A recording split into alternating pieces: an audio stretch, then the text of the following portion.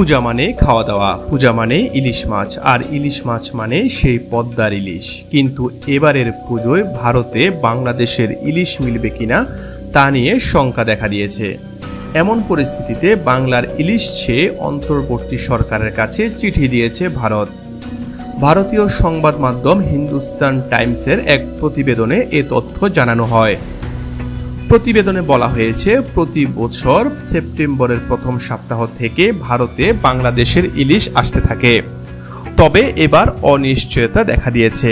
এমন অবস্থায় fish importer association ইলিশ রপ্তানির জন্য বাংলাদেশ সরকারের কাছে আবেদন জানিয়েছেন। হিন্দুস্তান টাইমস আরও জানিয়েছে, গত 5 বছর ধরে বাংলাদেশ থেকে ইলিশ আমদানি করা হয়েছে।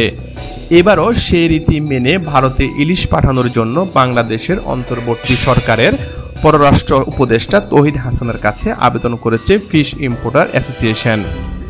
এদিকে বাংলার পাশাপাশি ত্রিপুরা ও আসামেও বাংলাদেশের ইলিশ যায়। বছর ভর এপার বাংলার মানুষ বাংলাদেশের ইলিশের জন্য মুখিয়ে থাকেন, আর বাংলাদেশের ইলিশ হলে পুজো একেবারে জমে যায়। গত বছরও 1300 টন ইলিশ গিয়েছিল বাংলাদেশ থেকে, তবে এবার কতটা ইলিশ যাবে, আদৌ যাবে কিনা তা নিয়ে এখনো নিশ্চয়তা মেলেনি। দাম যতই বেশি হোক অনেকেই বাংলাদেশের ইলিশ কিনে থাকেন।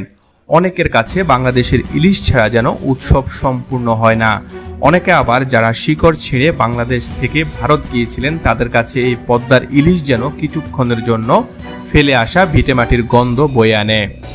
প্রতিবেদনে বলা হয়েছে, পদ্মার ইলিশ এপারে এলে খুশি হন মৎস্য ব্যবসায়ীরাও, কারণ এই ইলিশ বিক্রি করে লাভবান হন তারা। তবে বর্তমান পরিস্থিতিতে গোটা বিষয়টিতে অনিশ্চয়তা তৈরি হয়েছে।